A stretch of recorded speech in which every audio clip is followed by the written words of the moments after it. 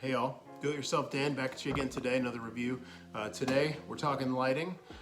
We are in the garage and I've got some dark spots in my garage. So we've got some BayLights, some round BayLights. This one's going to be hardwired. I'm going to splice it into my current lighting. Should be a very simple electrical job here, just creating a splice within my current lighting.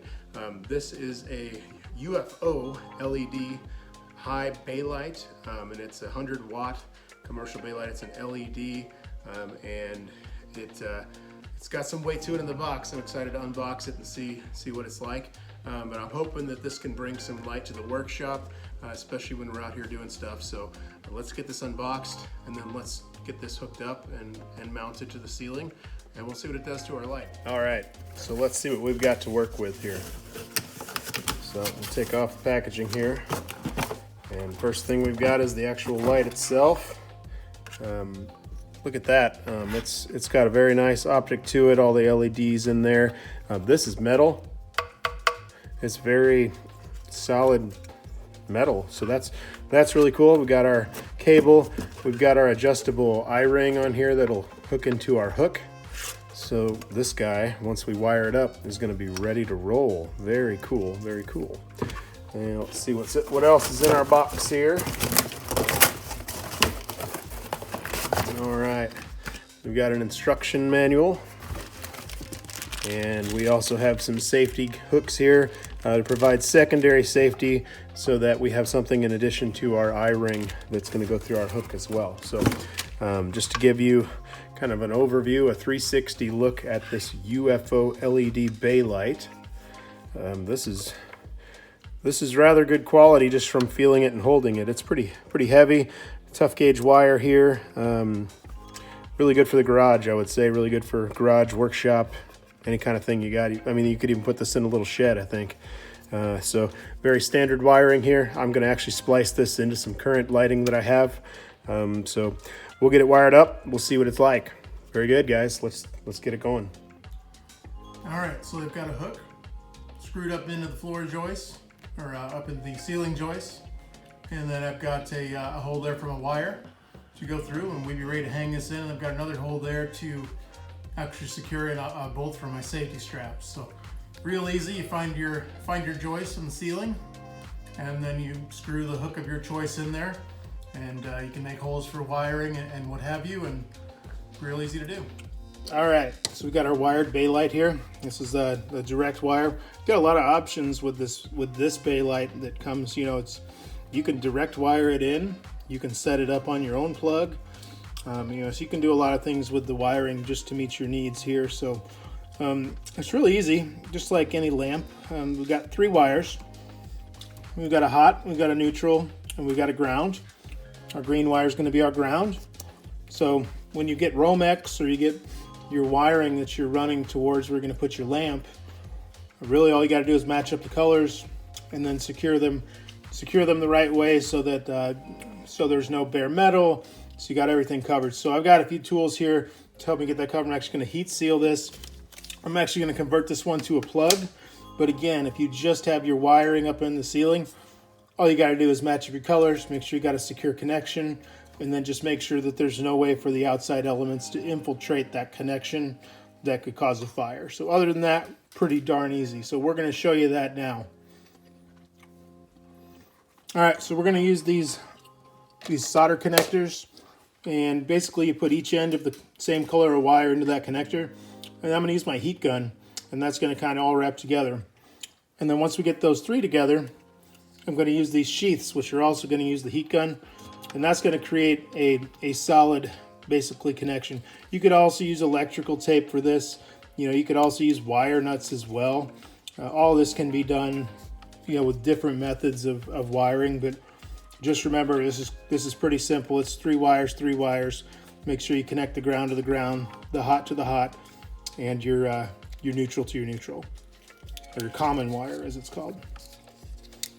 So we're going to put these sheaths on here first, so that once I get these connected, I can slide them over, and then we'll hit them with the heat gun, and we'll basically create an extension in this cord so that we create a closure so that it's protected from the elements. We're out here in the garage.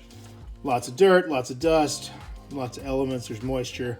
So we're gonna set this up for success. So the first thing that we wanna do, we'll start here with our green. We're gonna stick one end in. And you basically wanna stick that in until it hits that metal band in the middle. And then we're gonna stick the other end in. Again, hitting that metal band in the middle.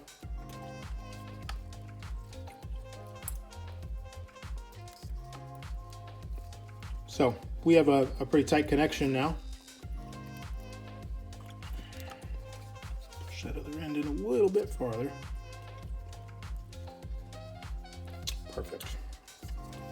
So I'll go ahead and do that for the other colors. Again, matching them up.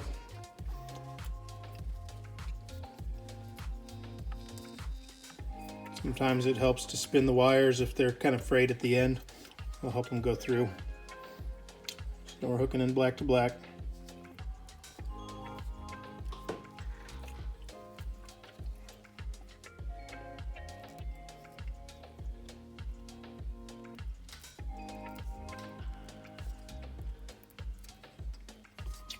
All right, now we'll put our white through.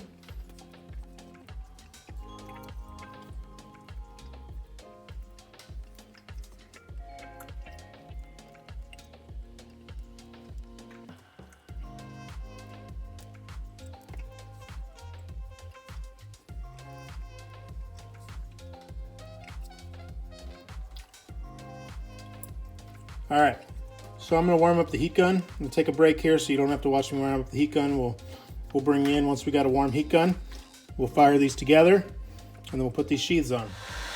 All right, we're ready to hit these connections with our heat gun. It's gonna start melting this plastic down. It's gonna kind of shrink wrap them. And then those wires will be held together. We're gonna try to hit it from both sides.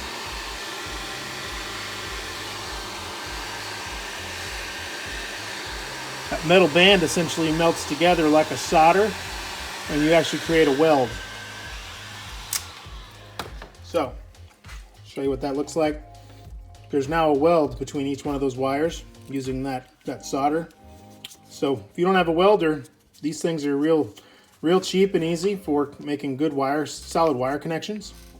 Okay, next thing we're gonna do is we're gonna pull this sheath across. This is also gonna be a heat melt. These are also very cost effective.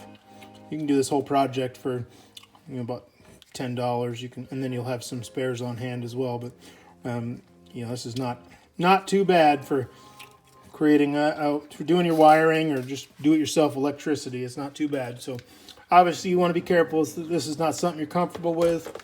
You want to have a licensed electrician do it, but it is something once you learn the right way to do it, it's not so bad. All right, so I've kind of given myself a little bit of overlap on this sheathing. And go ahead and hit it back with the heat gun again. And it just kind of sucks down on there. This is a 2-to-1 sheathing, so this one is spec to go from twice its size down to halving its size, and they actually make a 3-to-1, but this will be plenty for what we want to do. Again, I'm going to try to hit all the sides. Doesn't take a whole lot. And when you see it stop shrinking, you're probably where you need to be. Now, once you get this far, you're pretty solid here. You got a good cable. You can hit this with a little bit of tape as well, some electrical tape if you want. But really, you're good to go at this point. You got a pretty strong and solid cable again. So now we can plug this BayLight in. As I showed you, I got the hook up there and ready to go. We can plug this in, and so like I said, you can hardwire this. The reason that I went with the plug on this is I'm going to put both of these on the connected smart plugs, so like that Alexa can run, or your Google can run. So I'm going to make it so that I can turn these on. All right, so our install, is really as easy as that. We'll hook up the safety chains. They plug in on, or they hook in on each one of the bolts on the top of the housing of the light. and then you basically can go into a grommet or a hook on the top, just in case this thing falls off the hook or what have you. But boy, this thing's up there and not much is gonna disturb this up here. It is bright, and this is really handy for me because I've got power supply right at my garage door openers. So I've gone ahead and just put a smart plug up there. I've got these on there, and now they can be turned on and off real easy with connected devices as well. And I can also put them on timers, which is pretty cool. But again, these things make the entire area extremely bright compared to where we were before. So very pleased with these. Super easy to put together and to get wired up. No matter how you wire it, it's not very hard to do. Follow the guidance I've got in this video and you should be in good shape. Whether you're hard wiring, whether you're doing a plug, whatever you're doing, it's not too bad at all. So I definitely recommend these guys.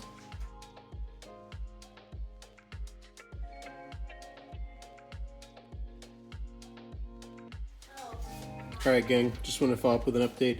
Gonna tack it on to the end of the video, but like these lights so much, I decided to get another one. I'm gonna put these up throughout my shop, and I'm gonna use these to light up my entire shop with. These are great value. I would highly recommend these, and probably in multiples. And I think you can't go wrong either with either the hardwired or the plug-in version. But these lights are great. These are lighting up my dark shop like nothing ever has. So that's all. So that was the update. Thanks.